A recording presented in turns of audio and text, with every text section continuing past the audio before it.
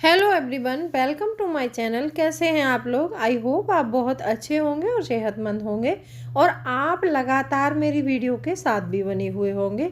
दोस्तों, आज की वीडियो में भी हम जानेंगे कि कम खर्च में अपने घर को कैसे चलाएं। देखो, जो घर होता है ना, वो एक मतलब ऐसा समझ लो कि वो एक कुआं होता है। उसमें जितना भी पैसा डालो उतना खर्च हो ही जाता है। और कुछ गृहिणी ऐसी होती हैं कि उनको ये तरीके, कुछ छोटे छोटे तरीके हैं हालांकि ये, लेकिन इनका जो इफ़ेक्ट है ना, अगर इनका हम इम्प्लीमेंट करते हैं तो इनका इफ़ेक्ट बहुत बड़ा होता है, जो कि हमें कुछ ही समय में देखने के लिए मिलता है। तो आज की वीडियो में 5 पॉइंट होंगे। पांचों पॉइंट बहुत महत्वपूर्ण है सभी महिलाओं के लिए। जो भी गृहिणी मेरी सब्सक्राइबर हैं वो वीडियो को थोड़ा ध्यान से देखेंगी तो बहुत अच्छे से समझ में आएगा कि कम खर्च में अपने घर को कैसे चलाना है। तो वीडियो इंटरेस्टिंग है, वीडियो के एंड तक ज़रूर बने रहिएगा। और अभी तक आपने अपने इस क्रिएटिव चौहान चैनल को सब्सक्राइब नहीं किया है तो आप लोगों से एक रिक्वेस्ट है, प्लीज़ अपने इस क्रिएटिव चौहान चैनल को सब्सक्राइब कर दीजिएगा और बेल आइकन को भी ज़रूर प्रेस कीजिएगा ताकि ऐसी ही इंटरेस्टिंग वीडियो की नोटिफिकेशन आपको मिलते रहें। दोस्तों, वीडियो पसंद आए तो एक लाइक ज़रूर कर दीजिएगा। तो चलिए स्टार्ट करते हैं वीडियो। सबसे पहला पॉइंट आता है कि एक बड़ा खर्च हमारे घर की ग्रोसरी में होता है। और एक मोटा पैसा जो है घर की ग्रोसरी में ही जाता है हर मंथ। मतलब मंथ में ग्रोसरी हम कुछ ना कुछ घर में ख़त्म होते ही रहता है, हम उसको खरीदते हैं। तो यहाँ हम एक ट्रिक अपना सकते हैं। जैसे मान लो हमें पता है कि हमें एक साल में ये चीज़ें हमारे घर में इतनी लगती हैं। जैसे आप एक अंदाज़ा लगा सकते हैं कि मतलब हमारे घर में जो गेहूं का आटा है एक साल में 10 क्विंटल लग जाता है, ये मान के चलो। तो आप क्या कर सकते हैं इसके लिए? गेहूं जैसे फसल कटाई होती है ना, उस समय गेहूं सस्ता होता है, तो आप गेहूं खरीद कर रख सकते हैं। ऐसे ही कुछ दालों का भी सीजन होता है, जब आपको पता है कि हमारे घर में अरहर की दाल इतनी खर्च हो जाती है या कोई अन्य दाल ऐसी है कि जो हमें मतलब ज़्यादा क्वांटिटी में लगती है हमारे घर में, क्योंकि एक जॉइंट फैमिली जो होती है ना, वहाँ का खर्च बहुत ज़्यादा होता है। यदि आपकी छोटी फैमिली है, 2-3 मेंबर हैं, तो उसमें तो कोई दिक्कत नहीं है। जिन लोगों की बड़ी फैमिली है तो उनको ये सारी चीज़ें ज़्यादा चाहिए होती हैं, ज़्यादा मात्रा में चाहिए होती हैं। जैसे चावल हो गया, गेहूँ हो गया, दालें हो गई, ऑयल हो गया। तो ऑयल भी क्या है कि मार्च के सीजन में सरसों आ जाती है, जो सरसों होती है वो आ जाती है ना, तो उस समय ऑयल हमें सस्ता मिलता है, तो उस समय हम ऑयल भर कर रख सकते हैं अपने घर के लिए। जैसे मान लो हमें पता है कि हमारे घर में एक साल में 50 लीटर तेल लगता है, तो वो पूरा हम इकट्ठा भर लेंगे। गेहूँ हम इकट्ठे खरीद सकते हैं, चावल भी फसल पर हम इकट्ठा खरीद सकते हैं।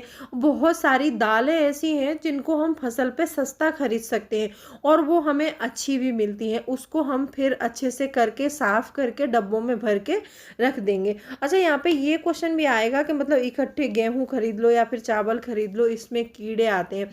आजकल कीड़ों की बहुत सारी दवाइयाँ आ रही हैं और जो नीम की पत्तियां हैं आप वो डाल सकते हैं। कुछ छोटे छोटे डब्बों में आप भर के रखते हैं तो उसमें थोड़ा तेज पत्ते और लाल मिर्ची डाल सकते हैं, जो खड़ी लाल मिर्ची होती है वो। अगर आप चावल के डब्बे में, दाल के डब्बे में रखते हैं तो दालों में, चावलों में कीड़े नहीं लगते हैं।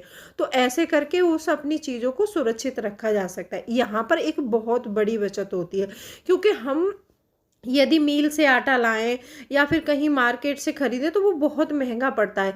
गेहूं हमें सस्ता पड़ जाता है और हमें आटा भी अच्छा मिलता है और हम अपने मन मुताबिक उसको मतलब उसका साफ करके उसको पिसवा सकते हैं। तो यहाँ पर एक ये बड़ा फ़ायदा हो सकता है। अच्छा, दूसरा पॉइंट आता है कि सब्जी फ्रूट। सब्जी फ्रूट देखो, हम किसी भी कॉलोनी में रह रहे हैं या फिर हम कहीं गांव में भी रहते हैं, जो गांव में जो बेचने के लिए आएगा वो आपको ऑब्वियसली महंगी सब्जी देगा। या फिर हम कहीं सिटी में भी रह रहे हैं तो वहाँ पर हमारे आसपास जो दुकानें हैं वहाँ पर हमें सब्जियाँ और फ्रूट महंगे मिलते हैं, क्योंकि वो हमारे पास में अवेलेबल करवा रहे हैं। तो आपको क्या करना है कि एक दिन टाइम निकालना है। बहुत से लोग मतलब आलस भी करते हैं कि मतलब यहीं से ले लेते हैं, कोई बात नहीं, 2 रुपए की तो बात है।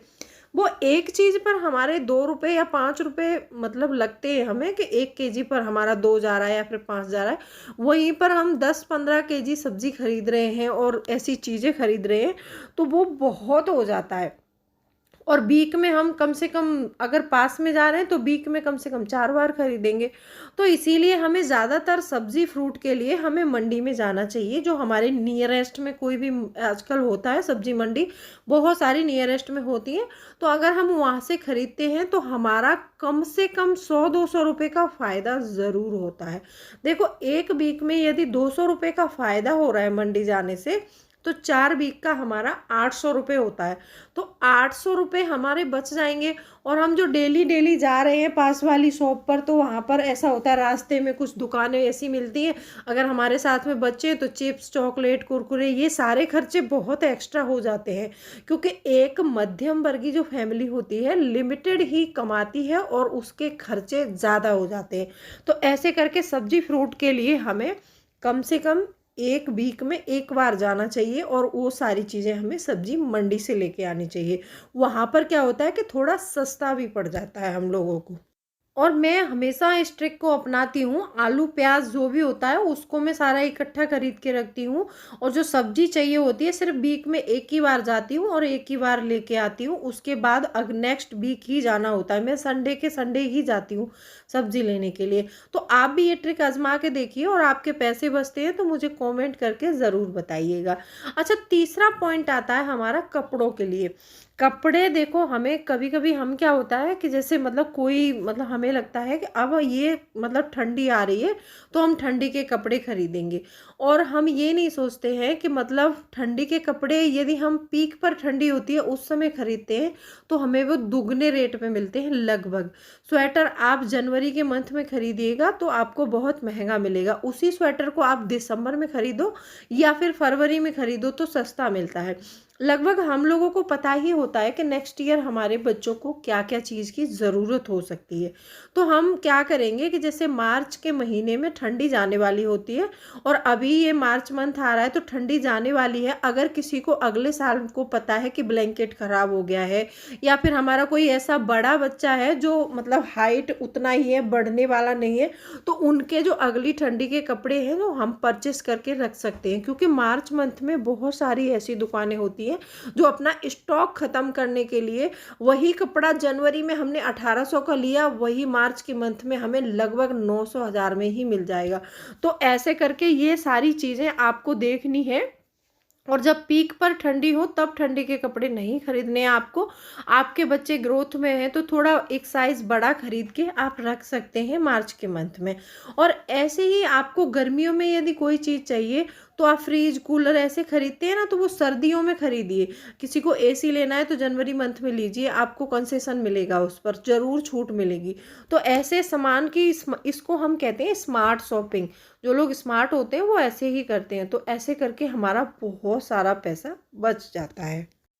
अच्छा, यहाँ पर चौथे पॉइंट में बात करेंगे हम खान पान की। अब आप कहेंगे कि आपने तो ग्रोसरी बताई थी कि बल्क में खरीद लो और मतलब सीजन पर खरीद लो। यहाँ पर ग्रोसरी की बात नहीं कर रही हूँ मैं। लगभग मान लो हमारे घर में सारे खर्च मिला करके और 10,000 मंथली में हमारा घर चल जाता है।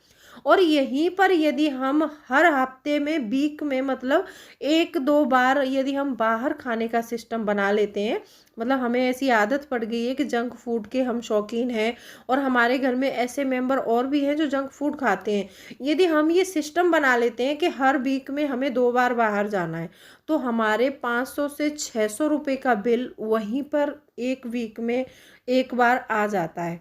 तो ये 500-600 रुपये हम हर वीक दे रहे हैं और वहाँ पर हमारा एक दिन का खर्च नहीं होता, वो सिर्फ एक टाइम के खाने का खर्च होता है।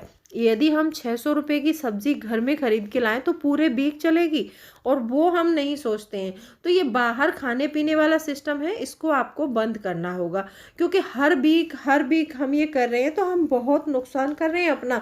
यहाँ पर हमारा घर दुगने रकम में चलेगा यदि और हम ये खर्चे ना करें तो हम सिर्फ 10-15 हज़ार में घर अपना आसानी से चला सकते हैं।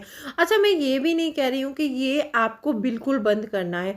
हाँ देखो, कभी कभी हो जाता है, कभी कभी मन कर रहा है थोड़ा, या फिर आज कोई ज़्यादा काम है और या फिर बाहर का कुछ चटपटा खाने का मन कर रहा है तो आप बाहर से ला सकते हैं, घर पे खा सकते हैं उसको। लेकिन ये कोई सिस्टम नहीं होता है कि पर वीक आपको जाना है, पर वीक हर सैटरडे संडे जाना है। सैटरडे संडे बाहर जाने से बहुत पैसा खर्च होता है। यदि उस पैसे की बचत करके वो घर में ही अपना खाना बनाया जाए तो उससे आपको कुछ अच्छा एक्सपीरियंस भी मिलेगा और खाना भी अच्छा बनेगा और हमें एक हेल्दी फूड मिलेगा। तो ये जो घरेलू महिलाएं हैं और मध्यम वर्गीय फैमिली है, इनको ये चीज़ें बहुत याद रखनी चाहिए। हर पैसा सोच समझकर खर्च करना चाहिए। पांचवा पॉइंट आता है कि हर कोई हर रोज कुछ नया सीखता है। तो आप लोगों को भी कुछ काम करते हैं तो हर दिन आपको कुछ नया सीखना चाहिए। अपनी ग्रोथ के लिए हर दिन आपको कुछ ना कुछ करना चाहिए। क्योंकि कुछ लोग ऐसे होते हैं कि मतलब कोई अच्छा काम कर रहा है तो उसको देख के वो पता नहीं कैसे कर लेता है, उसका काम पता नहीं कैसे जल्दी हो जाता है, वो पता नहीं पैसे भी कमा रहा है, वो कैसे कर रहा है। तो ये चीज़ें आप लोगों को ज़रूर सीखनी चाहिए। यदि आप अपने अंदर कुछ डेवलपमेंट करना चाहते हैं और आगे बढ़ना चाहते हैं और आपको कुछ नया सीखना है तो हर रोज़ मेहनत करनी चाहिए उस चीज़ के लिए। हर रोज़ आपको कम से कम 1 घंटा ऐसा निकालना चाहिए जिसमें आप उस काम के लिए वर्क करेंगे कि मतलब जो आपको सीखना है, कुछ नया सीखना है। यदि पैसे आपको सोशल मीडिया से पैसा कमाना है तो यूट्यूब पर कैसे वीडियो बनाना है, कैसे हमें किसी अन्य प्लेटफॉर्म से पैसा कमाना है, ये सारी चीज़ों के लिए आपको टाइम देना चाहिए।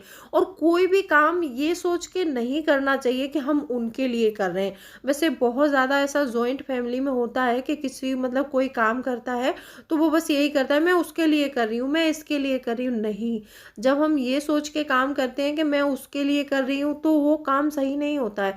यदि हम ये सोच के करें कि नहीं, ये काम हम अपने लिए कर रहे हैं और अपने बच्चों के लिए कर रहे हैं और अपने हस्बैंड के लिए कर रहे हैं तो वो काम बहुत अच्छा होता है। और अपना काम कभी कोई भी काम हो गलत तरीके से इंसान नहीं कर सकता है। तो अपने डेवलपमेंट के लिए, अपने खुद के आगे बढ़ने के लिए, खुद के पैरों पर खड़ा होने के लिए जिस चीज़ में आपको इंटरेस्ट है उस काम को आप हर रोज़ घंटे 2 घंटे फर्स्ट प्रायोरिटी दीजिए और उस काम को कीजिए। अब ये यहाँ पर ये भी आ सकता है, घरेलू महिलाएं जो होती हैं वो खाना बनाती हैं तो अपने घर में आप जो खाना बना रहे हैं उसके ज़रिए भी आप पैसे कमा सकते हैं। आपने देखा होगा कि सोशल मीडिया पर मतलब लोग कमा रहे हैं और जो लोग पैसे कमा रहे हैं वो आसमान से नहीं उतरे, वो वही हाउस वाइफ हैं जो अपने घर में नॉर्मली खाना बनाती हैं और उसी का वीडियो यूट्यूब पर डालती हैं, अपनी रेसिपीज़ बताती हैं। तो ये काम आप भी कर सकते हैं, बस आपको कम से कम घंटे 2 घंटे उसमें अपना समय देना है। तो आई होप आपको वीडियो पसंद आई होगी। वीडियो पसंद आई है तो वीडियो को लाइक करके और चैनल को सब्सक्राइब ज़रूर कीजिएगा। तो चलिए मिलती हूँ अगले वीडियो में, तब तक के लिए bye bye. Thanks for watching. कोई भी क्वेरी है तो आप मुझे कमेंट सेक्शन में लिख सकते हैं और किसी पर भी वीडियो चाहिए तो वो भी मुझे बता सकते हैं आप। तो प्लीज़ आपसे रिक्वेस्ट है, वीडियो को शेयर ज़रूर कीजिएगा।